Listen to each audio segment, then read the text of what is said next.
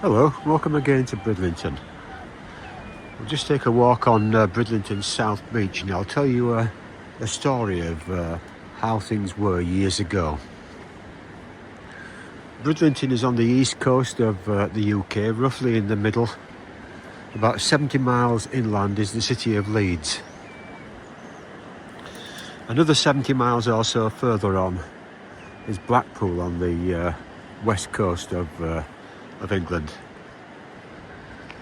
How were things here in the 1950s and 1960s? Well, first of all, in Bridlington there was a big fishing industry. And what about further inland? What about all the day trippers? Where did they come from here? There used to be a heavy industry dominating the West Riding of Yorkshire, where we come from, and also a worsted, which means wool manufacturing of yarn, knitting yarn for making clothing and so on, and also socks. So let me tell you the story of a sock factory and what happened. There was a man who took the opportunity about 1898 to start a business making socks, and they started with one rotary knitting machine driven by an electric motor. Soon he had about six knitting machines and could employ 6 people making these socks. World War I came and gave a tremendous boost to his factory and allowed him to expand it. Look at this, it's absolutely beautiful, isn't it? Now, in this factory there was a job for everyone, regardless of ability, physical or mental ability. There were simple jobs such as turning socks inside out. It wasn't mechanised in the sense of automation, this factory, ever, right until its very end.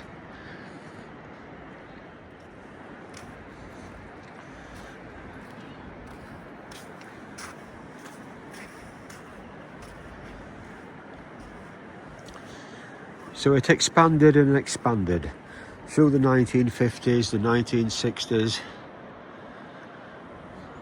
and into the 1970s, when perhaps at that point they were expanding overseas into France and America. But things started to get a bit more difficult as the 1980s came, and by this time these knitting machines, of which there were a row of about 7 or 8 knitting machines and perhaps 10 to 20 rows of these, so you had a great big thrumming factory. The floorboards used to vibrate. If you can imagine all of these big rotary knitting machines, about as tall as a human being, manufacturing socks in a rotary machine that used to spin around. And these factories thrummed with activity and life. The yarn was manufactured locally from imported wool from India. But times started to change, and the knitting machines were getting very old. Most of them were from the 1920s and were 40 or 50 years old themselves at this point. And really the whole lot was inefficient, used a lot of electricity. You had big electric motors driving shafts overhead with put sort of pulleys, flat belt drive down to these rows of knitting machines. They used a lot of electricity. The whole lot needed replacing, really. But where was the money going to come for that? That was the problem. In the end, after much thinking, they decided to scrap these rotary knitting machines and import socks from the Far East. Now, just reflect on that for a moment, what that actually means. It means it meant the death of an entire factory, in the sense that there were 10, 20 different jobs in this factory, not just the people making the socks and knitting machines, but people would be employed.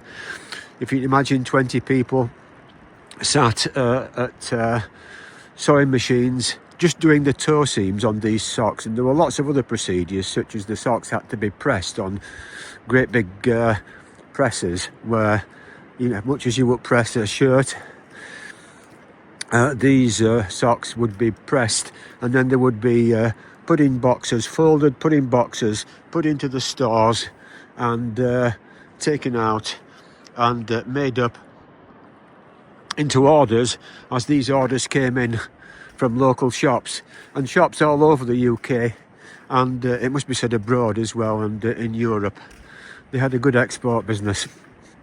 But the knitting machines were old, and they were forced to, they knew that perhaps there'd be about 2 years left in them, so someone in the factory had a wife from a far eastern country. I won't name it, but they told her husband and the managers of this place then thought they would go to this country and try to get socks made there and imported back into the UK. And to do this, they packaged up 2 of these rotary knitting machines. I think it was actually 3, and sent them out. And it failed, unfortunately. What happened was was this country, the industry there couldn't get the quality. They could get the quantity, but not the quality, and they were using the machines that were actually supplied from the UK. That used a precious 2 years up, and at that point they did what they should have done really perhaps in the first place, and went to China. A delegation flew out to China, took 2 of these rotary knitting machines out, and I remember I was talking to a manager from this place years later, and this is where this story comes from. And in China, straight away, right on the ball, straight away, they were able to get the quality and the quantity. So what happened after that? Well, what would you do if you were a Chinese business and you'd had 2 machines shipped out like that? Would you actually make these socks and ship them back to the UK? Why wouldn't you sort of just ship the finished product back to the UK and sell them yourself? And that's what happened. They rapidly undercut the UK business. And there's a further point to this story which I found out on the web many years later. What happened was not only did the Chinese part of the company that had been set up sort of jointly, not only were they able to manufacture the product, but they reverse engineered the old 1920s equipment, made it better so that it produced a better product, so that it produced it faster, and they imported directly themselves. But what about the existing factory that I'm talking about in West Yorkshire? Well, not long after that, the Chinese imported yarn, knitting yarn, cheaper than the socks could actually be produced in the UK. Now just imagine being a UK factory making hosiery like that. You've got a competitor now in China, and you've also got other companies in China supplying the raw material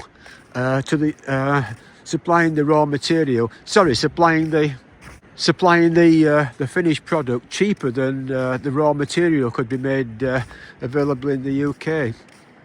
And that's what happened.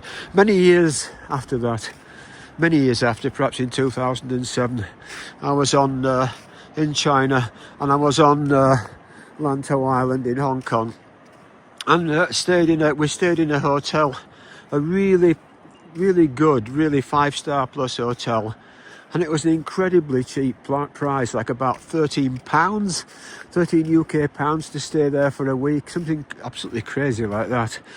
And I noticed not only were the rooms really, really good, but it was like a 5-star, an incredible restaurant where anything you want could be ordered. Now, I remember sitting down and eating and thinking, this can't be right.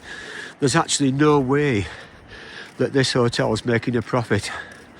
And that's also part of this story and part of other stories, in the sense that this Chinese restaurant, or the conglomerate or company it belonged to, were prepared to take a loss in the short term in order to establish this hotel. And if you were to look up, if I was to give you the name of this hotel now, you would find it really, really high priced, Western prices. And that's how some of the businesses were undercut in the UK, which was managed, of course, with very, very low wages and lower standards of living at that time, I assume in China, for the workers in factories making these products, in some ways perhaps reminiscent of how the Industrial Revolution was here more than 150 years ago. There's another story about how in the 1950s how much an electric drill was.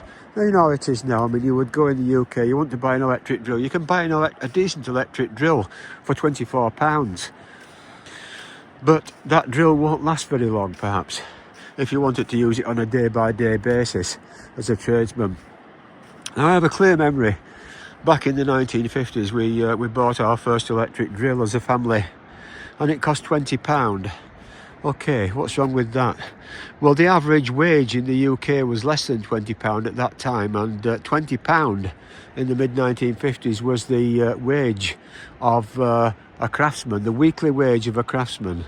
So if you just sort of calculate that out, how much would you say the average weekly wage of a craftsman is right now? Just give me a figure on that.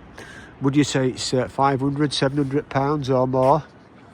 That's how much your electric drill would cost under the same situation if it was made locally in a British factory with ancillary British factories supplying the parts. It was very expensive, so in many ways it was easy to sort of undercut this. Now, also, as we walk down in the rough direction of the big wind turbines there on the South Shore, we were from the coal mining industry in the West Riding, and all of that was cut away. There were miners there that were decimated by Margaret Thatcher's government, perhaps allegedly in some ways not helped by the union leader at the time.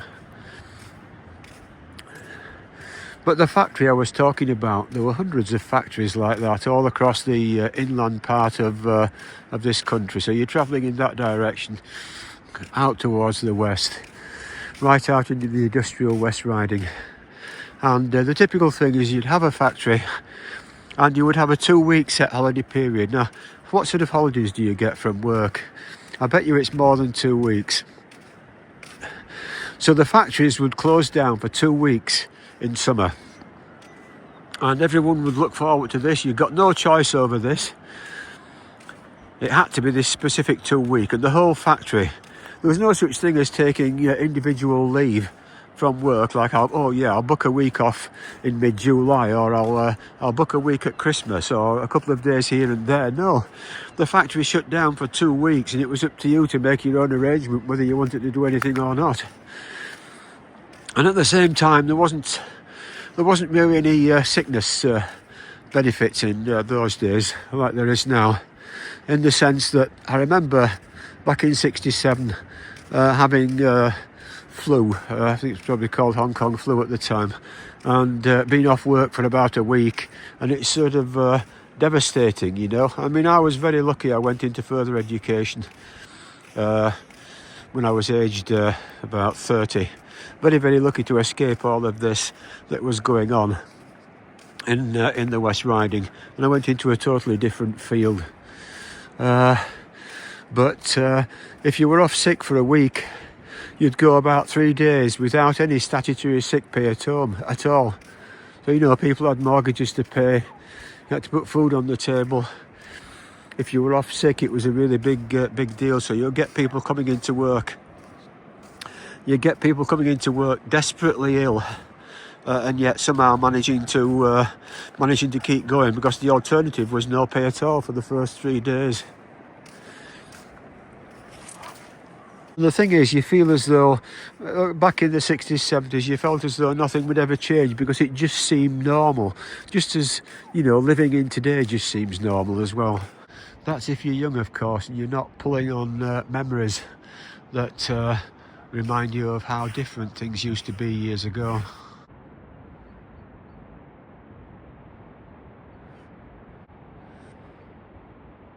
Things do change. I had a small car back in the early 1970s, perhaps 1971, 72. Lived on a street of terrace houses at that time, and there were just 3 other vehicles. There were perhaps 200 houses on this street, and just three other vehicles apart from my own. Now if you were to drive up that street, you would find more than 200 vehicles, with most households having 2 cars. That's how much it's changed.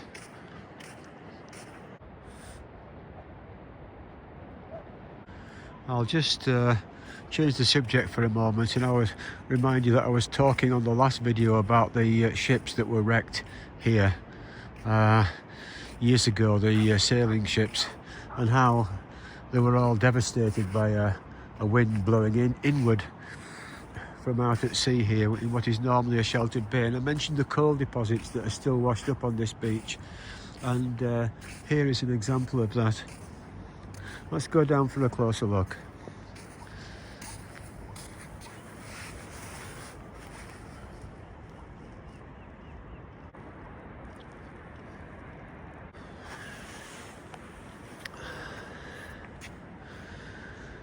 And there you can see the coal still being washed up all these years later.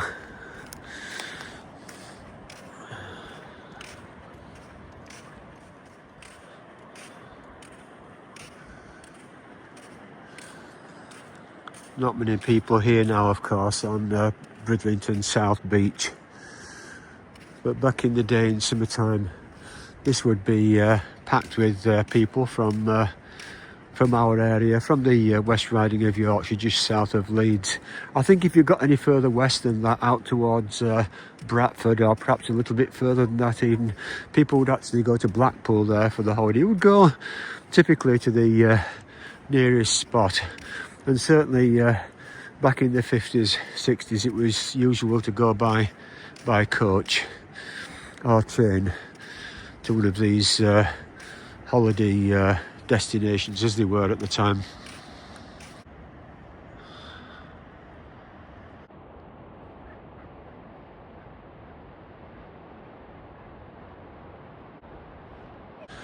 And the coastline there curves right out there, and you get to the small town of Hornsey, and then to Spurn Point. Go around the corner, as it were, into the Humber estuary from Spurn Point, and you get to the city of Hull. And I think at this point we'll turn and walk back in the direction of the harbour. It's looking slightly dull, as though it could rain at any moment. These are some of my memories of Bridlington from childhood and years ago, and early working conditions in the West Riding of Yorkshire. I've always been grateful, looking back, you know, to just be able to sleep in a warm bed, you know, where you don't have ice on the inside of the windows in winter, and where you've got proper heating in a house, and where, you know, if off sick from work, you know, you actually get paid. The whole of the industry of woollen and worsted and knitting machine factories and clothing factories, mainly it was manufacture of yarn, and there were big mills in our old area there. The whole thing just collapsed, and everything, as you'll be aware, of course, was outsourced to China. This phone I'm using, this iPhone 16 Pro, American design, made in China, of course, and that's how things are. Buy things off AliExpress, off Alibaba. I got 2 screen protectors for 79 pence, shipped all the way from China, and there it is in my hand literally 2 weeks later. Does that remind you of anything with what I've just been talking about? Yeah, tiny little businesses in China setting themselves up and being prepared to take a loss to get themselves established. I mean, that's the way of the world, isn't it? And the way of competition in trading. Nothing wrong with it whatsoever.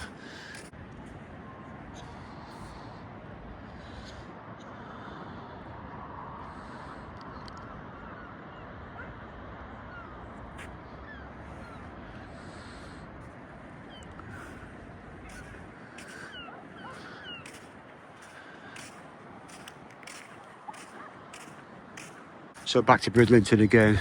It's obviously low tide again at Bridlington, and we'll walk along and have a look at the fishing fleet, most of which seems to be moored up in the harbour there.